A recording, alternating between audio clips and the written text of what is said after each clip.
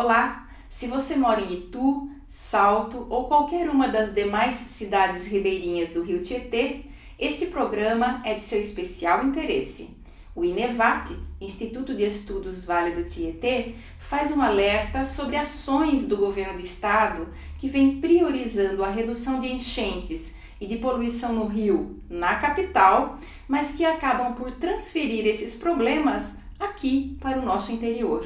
Sobre esse assunto que nos é tão caro, eu converso no programa de hoje com o engenheiro geotécnico Ismar Ferrari, que é também coordenador técnico do INEVAT. Bem-vindo, Ismar. Muito obrigado, como é que está? Um prazer recebê-lo aqui. Primeira vez, né, Ismar? Já tinha convidado você outras vezes, mas ainda não tinha dado certo. Os compromissos profissionais estavam realmente bem complicados, mas estou feliz em estar aqui com você e atendendo às suas questões que certamente você vai colocar. Então vamos falar desse assunto tão complexo, né? E que aflige as cidades do interior que estão aí, são ribeirinhas ao Tietê, como Itu, como Salto, Porto Feliz.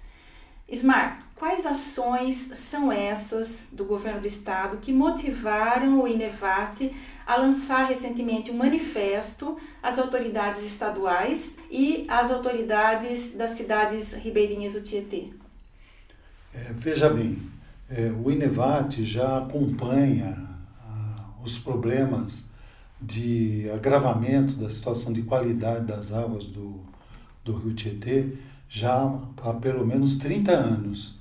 Então a gente tem primeiro um histórico desses problemas, né?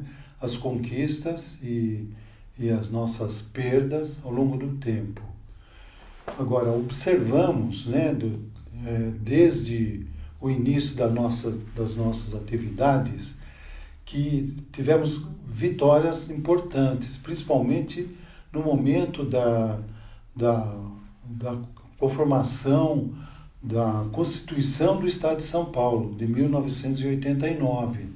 Nesse momento, houve um embate muito pesado entre comunidades da região do Pinheiros, né, do ABC e da Represa Billings de um lado, e as cidades do Médio Tietê, né, começando por Pirapora até a Barra Bonita, do outro lado. E esse embate era por conflitos de interesses assim, ambientais e principalmente econômicos, porque a região do Rio Pinheiros é uma região muitíssimo cobiçada pelos grandes empreendedores. E desde essa época, há 30 anos atrás, já existiam interesses de instalação de bairros, empreendimentos imobiliários naquela região. E o empreendimento imobiliário quer um rio limpo. Ele não quer poluição. A poluição, logicamente, afasta as pessoas. Desvaloriza, né? Desvaloriza, né? E eles tinham uma visão de fazer empreendimentos de alto luxo, né? E extremamente caros. Né? Isso desde o início de 1990, já tinham, aliás, antes disso mesmo, já durante os debates sobre a Constituição de São Paulo. Né? E o interesse do interior era recuperar o rio que a gente já tinha, sei lá, a partir na década de 60, né? Porque as coisas começaram a piorar muito a partir da década de 60 mesmo, se agravou na década de 70 e foi se agravando cada vez mais. Nesse momento, no momento da instalação da Constituição do Estado de São Paulo, o Rio Tietê era desviado para o Rio Pinheiros, e do Rio Pinheiros existiam duas usinas de bombeamentos que jogavam todas as águas do Pinheiros e do Tietê para a Represa Billings, para gerar energia na Henry Bord. Isso sempre foi uma situação de desconforto para os empreendedores, porque o rio vinha com a poluição já do Rio Pinheiros, que era grave, e acrescentava uma situação muito pior do rio Tietê, né, que era extremamente poluído já naquele momento, década de 60, 70 e 80, né? E já nesse momento existiam projetos para despoluir o rio Tietê, mas nenhum deles foi para frente. Então, quando ocorreu a Constituição do Estado de São Paulo, houve um debate amplo na sociedade, né? Inclusive com discussões a respeito de como despoluir o rio Tietê, né? Que é a menina dos olhos dos paulistas, né? Um rio histórico e de grande interesse para a cidade de São Paulo, que queria ter um rio limpo, como tinha a Inglaterra, Londres, né? Com Tamisa, como tinha Paris, né? Com o Sena, e São Paulo queria isso também, né? Só que o que aconteceu? Com a Constituição, e em face desses debates, para onde que o rio ia, né? Se o rio Tietê, se ele ia para Minas ou ia para o interior, logo de imediato nós percebemos que a gente teria pouca chance de conseguir com que o rio Tietê continuasse a ser bombeado para a represa Billings, porque a realidade mostrava que realmente isso era um problema grave para a represa Billings, e nós entendíamos que era realmente, né? Agora, o que fazer com o rio Tietê poluído? A gente queria que o rio fosse despoluído. Nesse embate, começaram a surgir propostas de despoluição total do rio Tietê. Na Constituição do Estado de São Paulo, aconteceram coisas... De 89, né? De 89. Nessa Constituição do Estado de São Paulo, e com esses debates, né, se o rio seguia para a represa deles ou ia para o interior, o pessoal da represa Billings, né, e do Rio Pinheiro, do ABC, estavam vencendo. Eles havia já uma certeza... Tinham mais força. Tinham muito mais forças, e por trás dele tinha um poder econômico que ajudava, tinha todo um sistema que estava favorável a que o rio Tietê fosse para o interior. O INEVAT tomou iniciativa de mobilizar todos os prefeitos do Vale do Médio Tietê, e com uma vontade muito forte da nossa presidente na época, que era Maria de Lourdes Scioli. Saudosa Dona Maria de Lourdes Scioli. Nós fomos em todas as cidades do Médio Tietê e discutir com os vereadores, com os políticos, a importância de se tomar uma posição conjunta, né? Porque naquele momento a gente estava com Salto, Pirapora e Barra Bonita, isoladas, né? Assim, sozinhas. E nós conseguimos organizar os prefeitos. Nessa época já existia o projeto Tietê, que o governador Fleury lançou? Não existia. Ainda não. Ainda não existia. Isso foi às vésperas da Constituição do Estado de São Paulo. O projeto Tietê veio logo em seguida. Então, com a organização dos prefeitos, né, nós fomos até o Arquimedes Lamolha, que já tinha um histórico de luta pelo rio, na defesa também do Médio Tietê. Nosso grande deputado, né? Grande deputado. Sempre lutou por nós. E o Arquimedes, então, começamos a discutir com ele, tivemos uma grande reunião em Tietê, com o prefeito de Tietê, onde todos os prefeitos estiveram presentes, e se definiu uma proposta de, já que a gente não ia conseguir mandar o rio Tietê para a represa Billings poluído, que pelo menos em algumas questões a gente tivesse segurança, né? E uma delas, que foi até o próprio Arquimedes Lamolha que trouxe essa proposta, uma delas era de garantir que não mais ocorresse acréscimos de poluição no rio Tietê, né? Esse era um ponto. E o segundo ponto era para a defesa da questão das enchentes. Então, ele pensava em estabelecer um limite de enchente nos rios, em que a partir daquele momento o bombeamento seria retomado. Ele levou isso para discussão, foi uma discussão muito acalorada, difícil, mas o Arquimedes conseguiu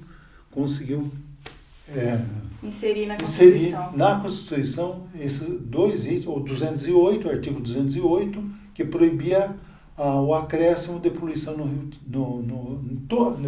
Inicialmente ele propôs o Rio Tietê, mas daí foi ampliado para todos os rios do estado de São Paulo. A partir da Constituição ficou proibido lançar novos poluentes no rio. Quer dizer, o que existia ia ser tratado, né, mas não deveria ser acrescido novos poluentes. E foi muito bom isso, né, e nós ficamos felizes com ter conseguido uma parte do problema. Realmente começamos a ter um rio tranquilo, não é? Mas parece que isso não durou muito, não durou muito, no máximo 5 anos, aproximadamente 5 anos, porque isso foi em 89, a partir de 90 começou a se discutir qual seria o projeto de despoluição do Rio Tietê, e surgiu o próprio projeto Tietê, né? Que previa a despoluição total do rio até o ano 2005. Assim, ainda me lembro que Fleury teria dito que beberia a água do Rio Tietê Exatamente. em 2005, né? Ele disse que ia beber a água no Rio Tietê, como nós bebíamos em Salto. Nós, assim, garotos, né, que íamos nadar lá na Pocinha, né, que ali junto das comportas do Rio Tietê, íamos, lá era uma piscina natural, a gente ficava brincando lá, nadando, aprendia a nadar e ficava brincando, e quando sentia sede, bebia a água do rio. Tranquilo, sem problema nenhum. Depois nós passamos lá para o Totico, mesma coisa, bebia água limpa. Década de 50, né? Faz tempinho, né? Faz um pouco de tempo. E eu era garoto ainda. Então, discutiu-se o projeto, né? Foi o projeto Tietê, garantia de que em 2005 o rio já estaria despoluído, e todo mundo ficou contente. Nós, o pessoal lá de São Paulo também, porque da região metropolitana. Também eles queriam, lógico, queriam um rio despoluído. Só que em 1992, o Fleury contratou um projeto para fazer um túnel debaixo da barragem de Pirapora, né? E ninguém ficou sabendo. Foi uma coisa por baixo do pano, né? Isso não se discutiu com a sociedade, isso não veio para o Mero Tietê. Eu acredito que veio certamente para os grandes interesses imobiliários de São Paulo, porque isso ia de encontro assim ao que eles queriam, né? Então, ali na barragem de Pirapora, porque daí o rio vem então de São Paulo, né? Vem passando pelas cidades. Quando chega em Pirapora, existe a barragem de Pirapora, que tinha um vertedor de superfície. Exatamente. E aí foi construído esse túnel chamado de fundo, né? Que pegava a água pelo fundo da barragem. Aí acabou a Constituição do Estado de São Paulo. O grande ponto da Constituição era que era proibido acrescentar poluição no Rio Tietê. Acontece que o reservatório, né, o reservatório foi construído, a barragem foi construída na década de 30, né? Nós estávamos já estava no 90, portanto já tinha 60 anos, né? E o projeto foi feito para que as águas fossem descarregadas pela superfície, chamado vertedor de superfície. E esse sistema era relativamente bom para o interior, porque o que acontecia? A água vinha poluída no reservatório, né? Ali ela ficava em repouso durante algum tempo. Então, uma parte importante da poluição, a parte mais perigosa, na verdade, ela ia decantando, ou seja, ela ia depositando no fundo e ficava armazenado no fundo do reservatório. E o que via para o interior era uma água assim um pouco mais limpa, né? Havia uma espécie de depuração da água no reservatório. Mas a partir do momento que esse túnel foi aberto, no fundo foi aberto, começou esse lodo. Descarregou lodo. Esse lodo, um material extremamente perigoso, né? Porque não era só a poluição, era o conteúdo da poluição que era o grande problema. Porque ele continha resíduos tóxicos, né? Altamente perigosos, existia metais pesados que são cancerígenos, antibióticos, né? Foi constatada a existência de níveis de antibióticos perigosos e assim, tudo que era... Tudo isso que faz muito mal aos peixes, aos Muito animais mal. e às pessoas, né? Micro-organismos chamados anaeróbicos, ou seja, que vivem sem oxigênio, e aí tem micro-organismos assim, muito perigosos para a saúde, né? Vírus, bactérias, né? E o antibiótico provocava, segundo a descrição dos especialistas, um corte no tipo de bactéria, ou seja, o antibiótico destruía uma parte importante de bactérias e concentrava na chamada bactéria... Superbactéria. Superbactéria, exatamente, na superbactéria. Ismar, a gente aqui só para lembrar, a gente teve uma ideia do que é quando esses túneis são abertos em janeiro de 2020, né? Nós Exatamente. vimos uma tragédia que aconteceu aqui no interior, tanto em Salto e em Itu, né? Em Itu, o bairro Paraíso, né? Sim, foi afetado. Foi inundado, foi. Aqui Foi em a primeira Salto, vez.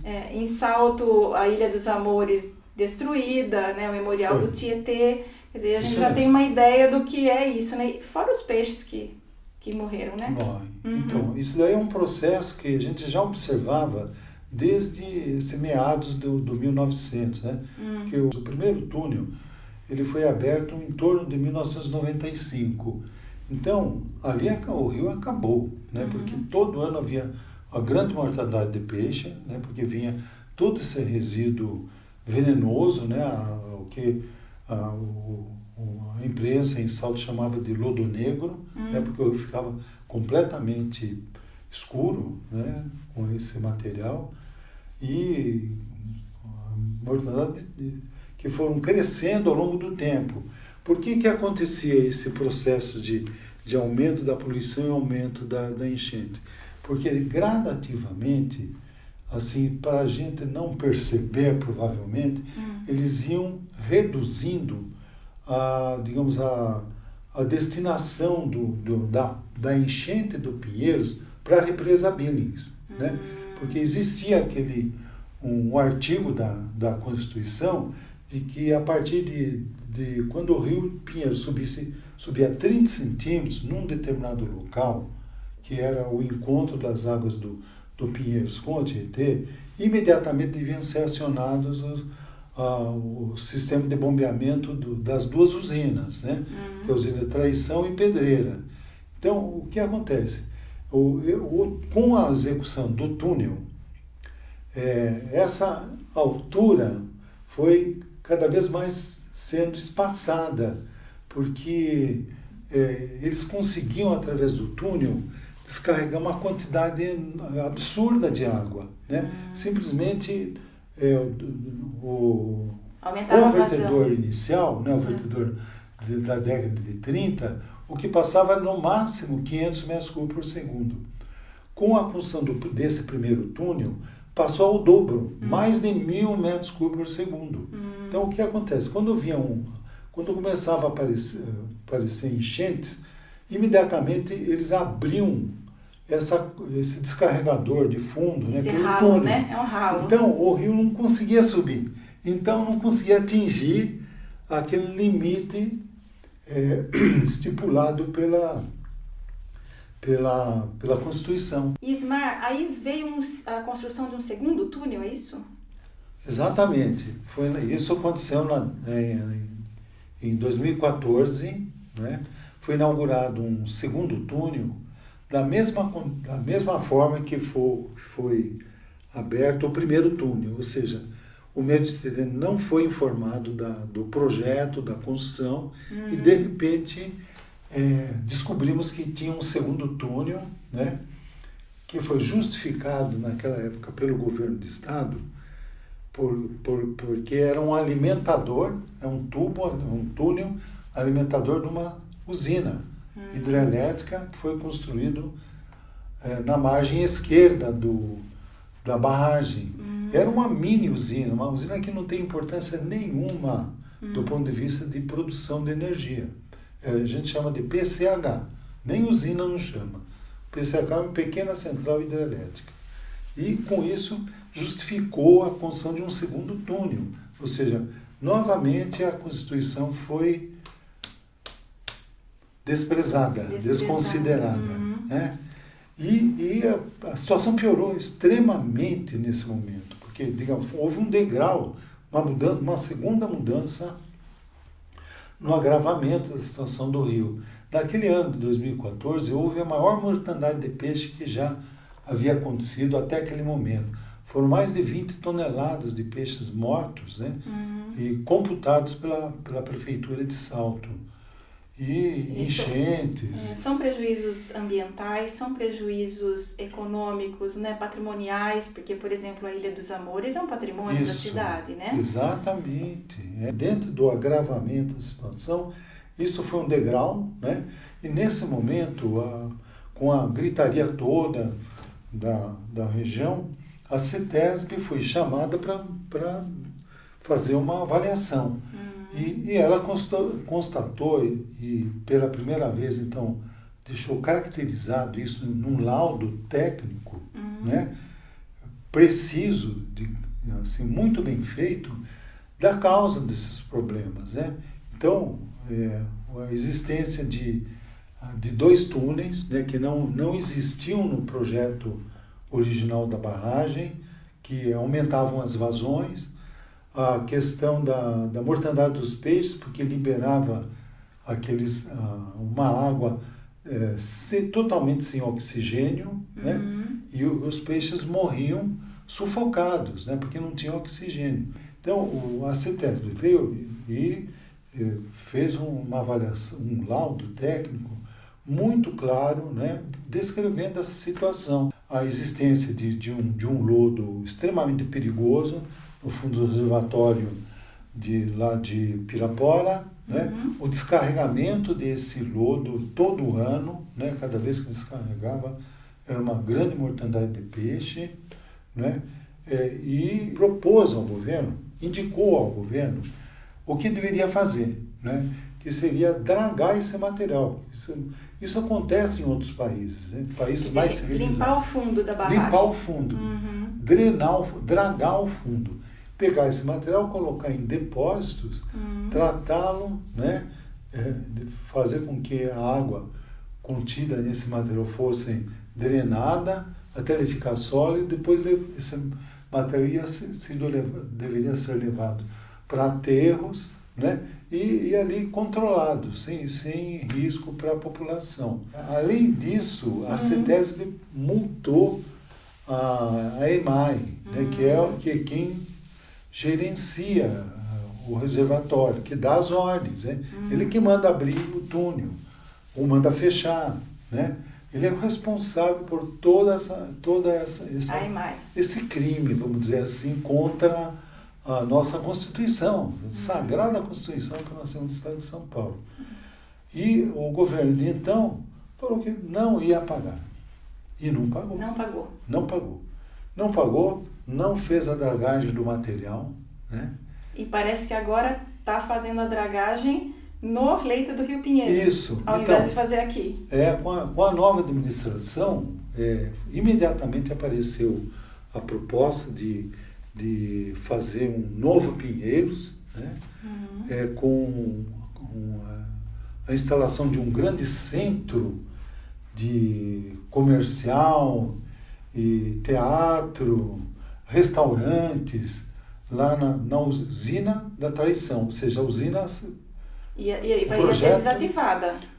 Provavelmente, porque como é que vai ter lá um teatro, né? Vai ter restaurantes e uma usina que faz barulho, porque a hora que você está bombeando, se você for bombear, aquilo fica estremecendo, tão poderosas são as máquinas. Então, o que aconteceu? Ao invés de fazer a drenagem desse material, né? Aqui na barragem de Pirapora, está sendo feito em Pinheiros, né? Aí é que dá o fato de sermos frágeis, né? De estarmos do lado mais fraco, isso, né? foi em 2014, 7 anos. 7 anos atrás, a CETESB fez essa corajosamente, porque a CETESB é governo de Estado, né? Eles disseram que tinham que fazer. Foi um relatório muito, assim, baseado em ciência, né? E que foi claro nisso, tem que dragar, porque o risco para as populações, né, de receber metais pesados, né, antibióticos, hormônios, tudo quanto é porcaria assim, de elevada periculosidade à saúde pública. Né? Porque aquele lixo reciclável, flutuante que vem, ele enfeia a nossa região, né? Deixa tudo muito feio, nossos parques, Parque de Lavras, por exemplo, né?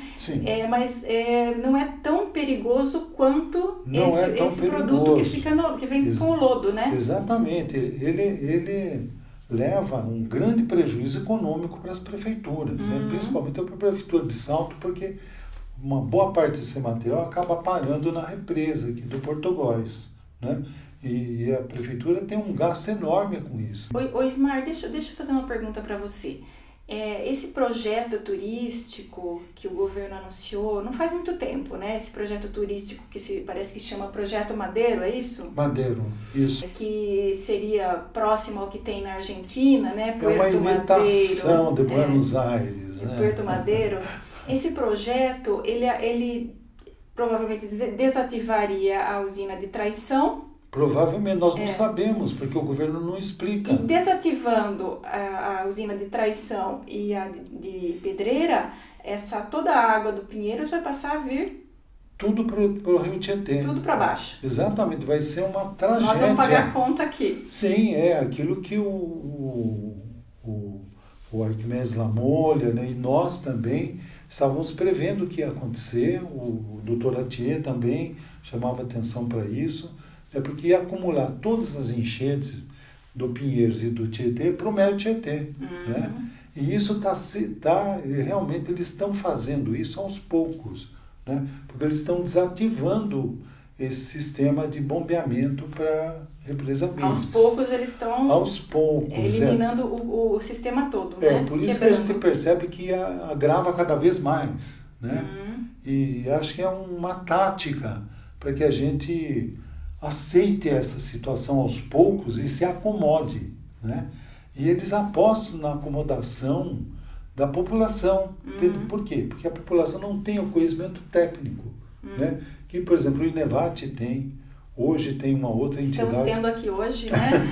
Graças a você aqui. Já existe uma outra entidade em Salto também, chamada Todos pelo Tietê, que também tem muito conhecimento sobre isso, né?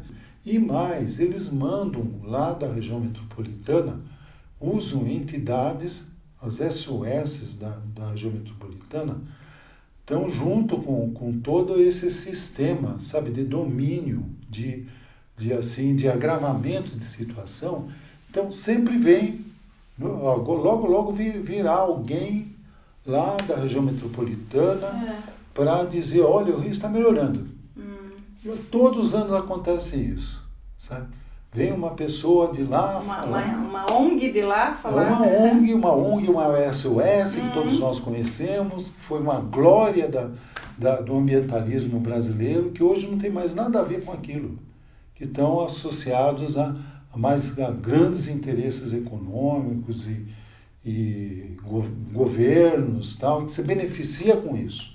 Então, eles provocam assim, um amortecimento da consciência da população. Né? Essas medidas que o governo vem tomando aí devagarzinho, elas não teriam que passar aí por um conselho de meio ambiente estadual? Assim? Tem, exatamente. Esse é um outro grave problema, porque o Conselho de Estado do Meio Ambiente, o CONSEMA, ele é formado de pessoas da região da Grande São Paulo. Né? Nós não temos representante no CONSEMA? Não tem representante do Médio Tietê, não existe. Então, eles colocam lá justamente pessoas, entende, que vão defender os interesses dos grandes empreendedores. Né? Então, tudo que você imagina que é errado, né, que é crime contra a Constituição do Estado de São Paulo, passa por lá sem problema nenhum. Né? Por quê? Porque todas as pessoas que participam desse conselho são coniventes com isso e apostam nisso. Né? Eu não estou falando naquelas entidades ambientalistas do início do projeto Tietê, que imaginavam o ambiente de uma forma geral, entende? O Rio Tietê tinha que ser despoluído desde lá nascente até o Rio Paraná. Esse era o pensamento. Mas com o tempo isso foi mudando e perdendo esses valores que eles tinham, e hoje eles vêm aqui, todo ano vem, vai lá na televisão, vai nos todos os jornais, inclusive de Salto, dizer que o Rio está melhorando, né? Quando é o contrário, está piorando, está se agravando de uma forma assim terrível, né? E eles têm a coragem de vir aqui e falar, não, olha, está melhorando, olha como está melhorando, né? E nesse manifesto que o INEVAT propôs recentemente, quais reivindicações que o INEVAT está fazendo? Em primeiro lugar, é que o Rio volte na mesma condição que tinha por ocasião da instalação da Constituição do Estado de São Paulo. Ou seja, o Rio, a represa Pirapora devia funcionar apenas com o extravasor de superfície, né? Para que os materiais, se eles não fossem removidos, né? Como não há intenção de remover mesmo, ficassem depositados no fundo, né? É ruim, porque uma hora isso daí pode voltar para a superfície. Mas é uma defesa do meio ambiente. Uma parte seria isso. Então, o que a gente propõe? O tamponamento, a concretagem mesmo desses túneis que foram feitos contra a Constituição do Estado de São Paulo. A Constituição não permitia, porque o artigo 208 é extremamente claro, que ele define que não deve ser introduzidos novos poluentes no rio. E também parece que vocês estão falando de algumas barreiras para conter esse lixo que vem flutuante, né? É isso? Isso é outro fato assim, incrível de acontecer, porque nessa reunião que nós fizemos na cidade de Tietê, isso foi proposto pela Secretaria, naquele tempo não tinha a Secretaria do Meio Ambiente, pela Secretaria de Recursos Hídricos que existia naquele momento. Estava o secretário presente. E ele garantiu que ia instalar barreiras para que o lixo flutuante não chegasse no meio Tietê. Isso não foi feito. Então, tudo por conta dessa fragilidade assim, de política e científica, de conhecimento do meio Tietê. Né? Quer dizer, o fato da gente ter cidades distantes uma das outras, né?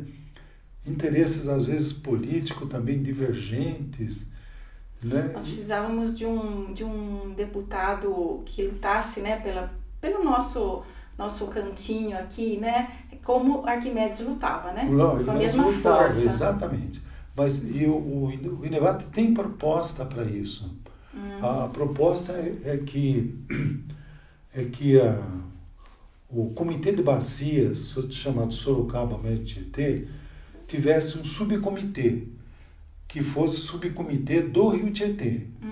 E daí a gente abrangeria desde Pirapora até Barra Bonita, com todos os privilégios. Daí você teria uma estrutura de mesmo interesse. Por que a gente acha que isso é importante? Porque o Comitê de Bacias do Sorocaba Meio Tietê, ele se interessa muito mais pelo Rio Sorocaba e pela represa de Biúna, coisas assim, que são de interesse de Sorocaba. E o INEVAT já fez essa proposta numa assembleia do comitê e ela não vai adiante. Por quê? Porque ela tem que passar por organismos internos do comitê e eles simplesmente engavetam, não sai nada. Hoje a gente tem uma oportunidade que nós nunca tivemos, porque o presidente do Comitê das Bacias é o prefeito de Salto. E o diretor da Fundação Agências de Bacia é o prefeito de Itu. Então a gente tem dois prefeitos, né, que são todos nós sabemos que são competentes, têm bons conhecimentos, né? São pessoas cultas, né? Que certamente eles terão essa oportunidade de criar um subcomitê, que nunca foi para frente, porque não interessa, digamos, ao comitê no seu conjunto. Mas precisa ser feito para... Então, nós aqui do MedTT estamos quase que abandonados, né? Não, nesse sentido está abandonado. Abandonados. Abandonado, com certeza. Nesse momento está. Mas existe uma... Nós tivemos recentemente uma reunião lá em Itu, onde nós discutimos essa importância de se fazer essa junção, né, de interesses, né, dos prefeitos e levar toda essa ideia para todos os prefeitos do MedTT, né? Por não deixar isso só como uma proposta do INEVAT, tem que ser uma proposta dos prefeitos. De união, né? Porque o que acontece? O INEVAT veio uma ordem de lá de cima que fala, olha, desconsidera, e acabou. O INEVAT não é assim respeitado nessas propostas que possam entrar em colisão com os interesses da região metropolitana, né? Nós não somos respeitados. Ismar, e o projeto Tietê, que começou em 1992 com o Fleury e que era para estar pronto em 2005, como é que está? Então, nós tivemos várias promessas, todas elas foram abandonadas, né? Iniciou realmente em 2005, depois passou para 2012, depois para 2018, agora recente, né? 2018 era uma promessa que seria concluída, só que agora existe um compromisso do governo federal, um compromisso do país de resolver todos os problemas de despoluição dos rios até o ano 2023, né? Esse é um compromisso da nação brasileira, né? Um compromisso junto às Nações Unidas. É pouco tempo. É muitíssimo pouco tempo. É uma coisa que vem se arrastando há quase 30, né? Exatamente. Começou em 1992, portanto, 30 anos. E nós não estamos vendo nenhuma movimentação governamental para que isso realmente seja respeitada. Nem pelo governo federal, muito menos, né? E nem pelo governo estadual. Não há, assim, nenhum projeto que exista, né? Que nos garanta que em 2023 esteja concluído. Infelizmente, não. Essa é uma das reivindicações também que está no manifesto do INEVAT. Também a gente quer, né, que seja respeitado esse compromisso nacional. Quanto já foi gasto em investimentos nesse projeto Tietê, Ismar? Você tem essa informação? Não, eu não tenho esse valor atualizado. Já foram gastos bilhões de reais, com certeza, vários bilhões, concentrados nas estações de tratamento de esgoto em São Paulo, né? Mas que são insuficientes para controlar a poluição do rio. Quer dizer, o governo de estado garante que 50% dos esgotos de São Paulo já estão sendo tratados. Só que o que falta, os 50% que falta, mata o rio, mata e vai alimentando essa condição de resíduos, né, que acumulados lá em Pirapora. Ismar, por curiosidade, porque eu acho que eu já imagino a resposta, houve algum retorno do Estado, do governo do Estado, acerca desse manifesto do INEVAT? Nenhum retorno. Isso nós estamos acostumados já, infelizmente não temos. Agora, nessa reunião que nós tivemos em Itu, participou o vice-prefeito de Salto. E ele assumiu um compromisso de ter uma reunião com o secretário do Meio Ambiente e levar esse documento. Então, é uma possibilidade, né, de pelo menos que o governo do estado tome conhecimento dessa situação assombrosa que nós estamos passando. Bem, pelo que foi tudo aqui dito, pelo tudo que a gente soube aqui hoje, tecnicamente por você, nós percebemos que nós não temos voz, né? Nem no Consema, nem junto ao governo do estado. Não é isso, Ismar? É mais ou menos isso. Que nós precisamos lutar por isso. A gente acredita que o caminho seja na direção judicial, né? Porque nós temos uma Constituição que está sendo desconsiderada, né? E se a gente conseguir organizar os prefeitos do MTT, isso é um grande passo, porque daí nos dá força para mover uma ação contra o Estado. Eu coloquei para você que nós vivemos um novo momento, né? Porque nós temos as duas principais autoridades no Comitê de Bacia e no Fundo de Agência de Bacia. Os dois são um de Salto e outro de Itu, né? Nessa reunião que nós tivemos em Itu, que esteve presente também o vice-prefeito de Salto, nós discutimos a necessidade da gente ampliar esse movimento, não ficar só em Salto ou em Salto e Itu, né? Mas começar a ampliar pelo menos aos poucos, né? Pegar primeiro Porto Feliz, Tietê, Cabriúva e Pirapora, começar com humildade, né? Mas começar mesmo, né? E para ampliar para todo o Médio Tietê. Se a gente conseguir isso, se a gente conseguir que a criação de um subcomitê de bacia, como tem a região metropolitana, tem 5, 6, meia dúzia de subcomitês, eu acho que nós vamos dar um grande passo, né? Porque nós temos ao nosso lado a Constituição do Estado de São Paulo. Vamos ficar com essa esperança, então, para finalizar o programa, né? Não, eu quero ter esperança. Então, vamos ficar com essa esperança. Vamos ter. Ismar, eu queria agradecer a sua presença aqui no programa, todas essas informações técnicas importantíssimas que você nos trouxe hoje, né?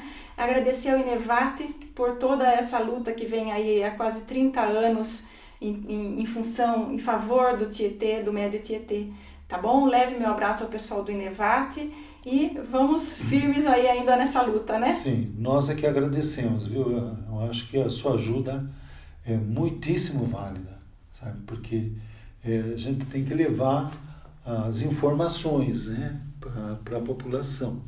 E estamos conseguindo isso. Já nós temos observado interesse também da mídia regional, tanto de Salto quanto de Itu. Então, em função dessa reunião que nós tivemos em Itu, já fomos contactados também pelos jornais de Itu, né? E o pessoal de Salto também está a par do que a gente tem feito. Temos esperança. Vamos dar as mãos, né, às nossas cidades ribeirinhas aí do Tietê e nos defender, né? Defender, isso todos estão de acordo, todas as cidades estão de acordo com isso, com certeza. Obrigada, viu, Ismar? Nós que agradecemos, muito obrigado. E obrigada a você que nos acompanha pela ITV, canal 24 da NET ou 524 da NET, ou pelo YouTube. A sua companhia, você sabe, é sempre muito importante para mim. Eu espero você na sexta que vem. Beijo no seu coração.